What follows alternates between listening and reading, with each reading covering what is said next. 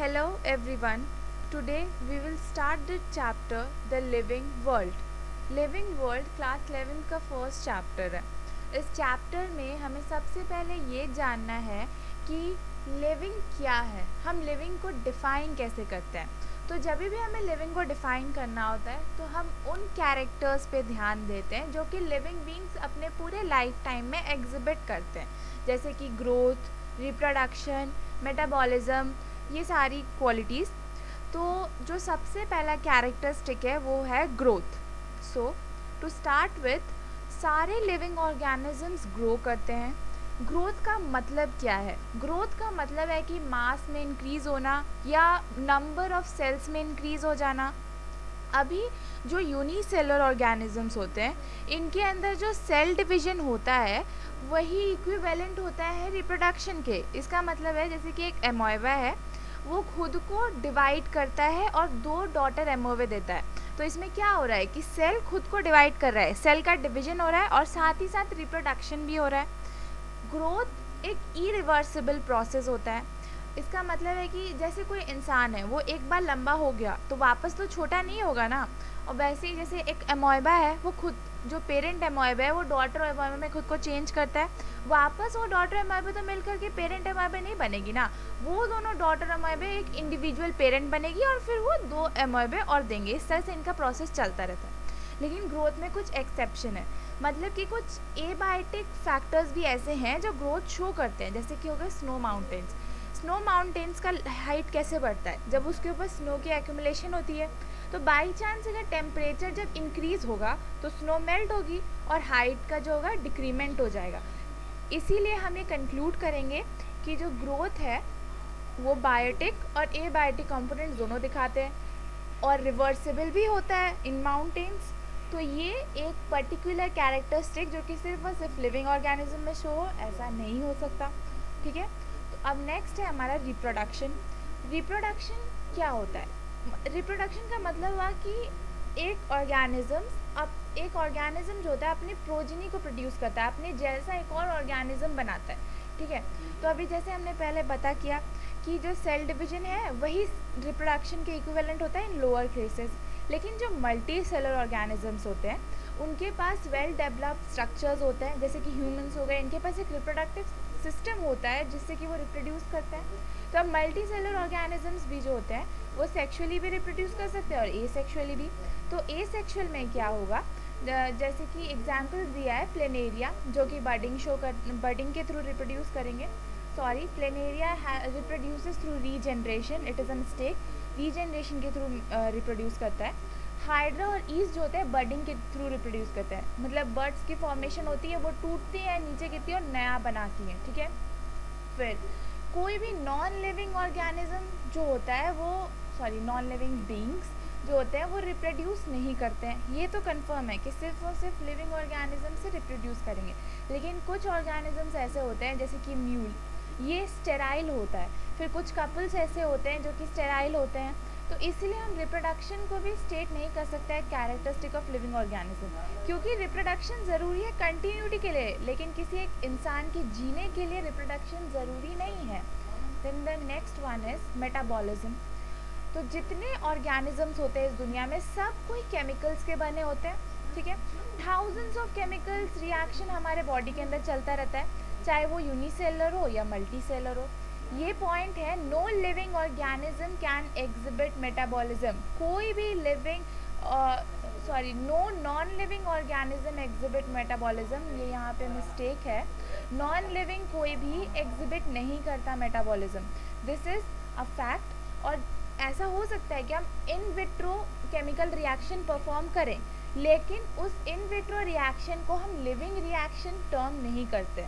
इसलिए मेटाबॉलिज्म जो होता है वो सिर्फ और सिर्फ लिविंग ऑर्गेनिज्म की शो करती है. Cellular organisation, the study of the organism starts from submicroscopic level. इसका मतलब है कि कोई भी ऑर्गेनिज्म जो होता है वो सेल्स ही उनकी बेसिक ओरिजिन होती है. तो अगर हमें स्टार्ट करना है तो सेल से ही स्टार्ट करते हैं, सब माइक्रोस्कोपिक लेवल से ही स्टडी स्टार्ट करते हैं.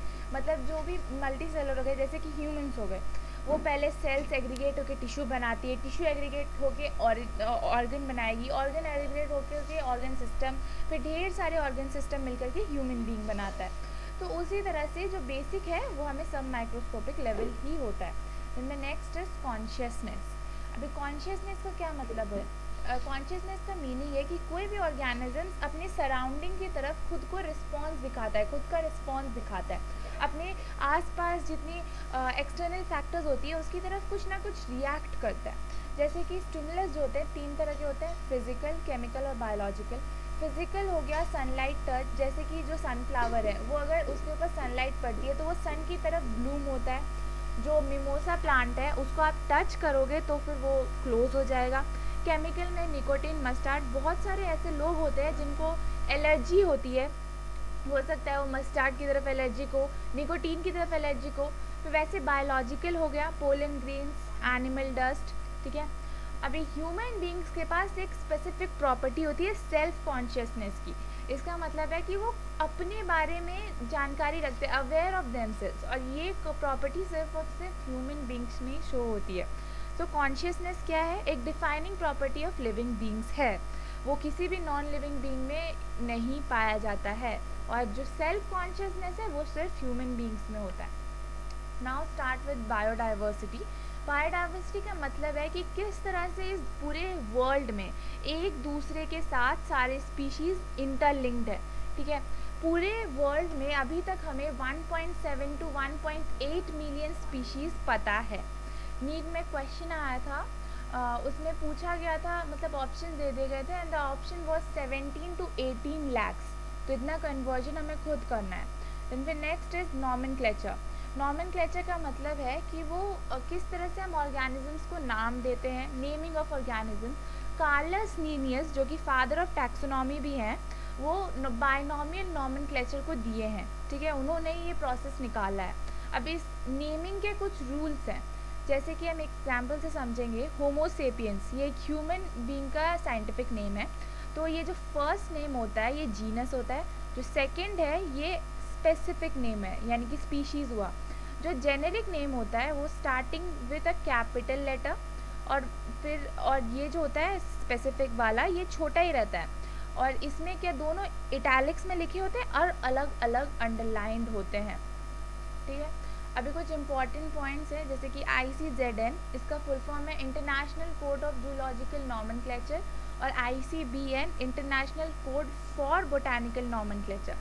ऑप्शंस में क्वेश्चन में दिया था बहुत बार कि फॉर की जगह ऑफ, ऑन, इन कर दिया था, तो हमें ये फॉर और ऑफ इम्पॉर्टेंट है, क्योंकि इस फॉर और ऑफ को अगर गलत कर देंगे तो आंसर गलत हो जाएगा।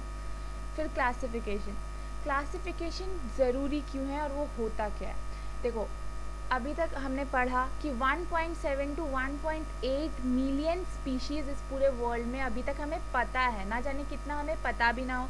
तो अगर हम सारे स्पीशीज़ को बारी बारी एक एक करके पढ़ने लगे तो ये बहुत ही डिफ़िकल्ट टास्क हो जाएगा, एक तरह से नियरली इम्पॉसिबल हो जाएगा। तो इसीलिए हम जो ऑर्गेनिजम्स हैं उनको ग्रुप में क्लासीफाई कर देते हैं, और इसको हम क्लासिफिकेशन बोलते हैं। अभी जैसे कि एग्जाम्पल ले लो, we easily recognise groups like plants and animals, but if we will try to get knowledge about each and every individual it will be a very difficult task. तो बहुत डिफिकल्ट हो जाएगा अगर हम हर एक को पढ़ेंगे, इसलिए हमें क्लासिफिकेशन ज़रूरी है। Then basis of modern taxonomy. Basis इसके हैं, पहला बेसिस है external and internal structures along with the structure of cell.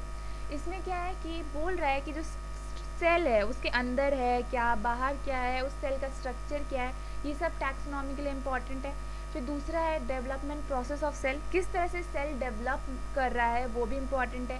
Third है ecological information of organism, organism की इकोलॉजिकल इन्फॉर्मेशन क्या है वो भी ज़रूरी होती है। इसका मतलब ये है कि कैरेक्टराइजेशन, आइडेंटिफिकेशन, क्लासिफिकेशन और नॉमेनक्लेचर, ये चारों जो हैं बेसिस ऑफ टैक्सोनॉमी हैं।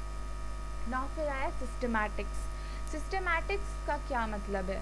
तो ह्यूमन बीइंग्स जो होते हैं वो दूसरों के बारे में जानने के बारे में, अपने आसपास क्या हो रहा है इन सब के बारे में जानने में बहुत इंटरेस्टेड होते हैं। तो ह्यूमंस के अंदर एक इंटरेस्ट होती है कि वो अपने आसपास जो डिफरेंट काइंड ऑफ ऑर्गेनिज्म है, जो अलग अलग डाइवर्सिटीज़ हैं, उनके बारे में वो जाने। तो जो सिस्टमैटिक्स है वो इसी चीज़ की स्टडी को कहते हैं, मतलब कि जो आसपास के जो ऑर्गेनिजम्स है, उनकी डाइवर्सिटी है, उनके बीच की रिलेशनशिप्स है, इन सब की स्टडी को हम मिला करके सिस्टमैटिक्स कहते हैं। तो इसका मतलब है कि systematics is based on identification, nomenclature and classification. It also takes account the evolutionary relationships between the organism. अब सिस्टेमा नेचुरे एक बुक है जो कि कार्लस लीनियस ने लिखा था। ये सिस्टमैटिक्स और नॉमेनक्लेचर दोनों के बारे में इंफॉर्मेशन देता है, ठीक है। अभी टैक्सोनॉमिकल हायरार्की। टैक्सोनॉमिकल हायरार्की का मतलब होता है कि ये स्टेप वाइज क्लासिफिकेशन है एक तरह से प्लांट्स और एनिमल्स का, ठीक है। और हर एक level in this hierarchy is known as taxon, ठीक है। तो सबसे पहला है kingdom, then phylum, class, order, family, genus and species. ये डिसेंडिंग ऑर्डर में है, मतलब कि सबसे बड़ा हुआ किंगडम, उससे छोटा phylum, class and this goes on goes on goes on. इसको याद करने का एक तरीका है कीप पॉट क्लीन और फैमिली गेट सिक।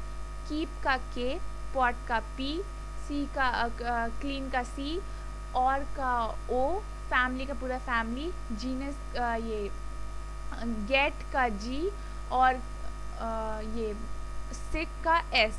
तो कीप पॉट क्लीन और फैमिली गेट सिक, ये टैक्सोनॉमिकल हायरार्की बताता है इन डिसेंडिंग ऑर्डर। अब एक क्वेश्चन आता है कि सब फैमिली कहाँ लाई करता है, तो फैमिली और जीनस के बीच में सब फैमिली लाई करता है, ठीक है। उसके बाद नेक्स्ट है ये organisms with their taxonomic categories. ये बुक का टेबल है, ये हमें याद होना चाहिए। जैसे कि मैन है वो होमो सेपियंस है, उसका जीनस होमो है, family hominoid, order is primata. In whole the order is very important, ये सबसे ज़्यादा पूछा जाता है। उसके बाद आया टैक्सोनॉमिकल एड्स। टैक्सोनॉमिकल एड्स जो होते हैं बुक में 4 तरह के दिए हैं, हर्बेरियम, बोटानिकल गार्डन, कीज और म्यूजियम्स। तो जो हर्बेरियम है उसका मतलब है कि जो प्लांट के स्पेसिमेंस होते हैं वो ड्राई किए जाते हैं, प्रेस्ड किए जाते हैं और उसको प्रिजर्व किया जाता है सीट में। साइज़ जो होता है इसका 41 इंटू 29 सेंटीमीटर होता है, या फिर 16.5 इंटू 11.5 इंचेस होता है। ये प्रोवाइड करता है information about date, place, time and family. इसमें लेंथ मेंशन नहीं होता है। ये क्वेश्चन एक बार पूछा गया था, which of the following is not mentioned in herbarium, तो आंसर होगा length. Botanical gardens, botanical gardens में प्लांट्स प्रिजर्व होती हैं, ठीक है। दो famous botanical gardens are Kew in England, Indian botanical garden in Howrah और national botanical research institute in Lucknow. Next museum. Museum में क्या होता है कि डेड ऑर्गेनिजम्स को हम प्रिजर्व करते हैं। तो एनिमल्स को हम फॉर्मेलिन या फॉर्मल्डिहाइड में डाल करके प्रिजर्व करते हैं, और इंसेक्ट्स जो होते हैं पिनिंग के थ्रू प्रिजर्व होते हैं। कीज क्या है, वो कॉन्ट्रास्टिंग कैरेक्टर्स के ऊपर बेस्ड होता है, ठीक है। इनके पास एक कपलेट होता है और एक लीड होता है। कपलेट का मतलब है कि वो मतलब बेसिस जिस पे ऑर्गेनिज्म डिवाइड हो रहा है, और लीड का मतलब है each statement of the key के हर एक स्टेटमेंट को हम लीड बोलते हैं। देन कुछ इंपॉर्टेंट पॉइंट्स है जो कि last page of the book chapter में मेंशन्ड है, कैटलॉग। इसमें स्पीशीज़ जो होते हैं अल्फ़ाबेटिकली अरेंज होते हैं। देन आता है monograph, it has the information about only one taxon, किसी एक टैक्सॉन के बारे में ही मोनोग्राफ बताता है।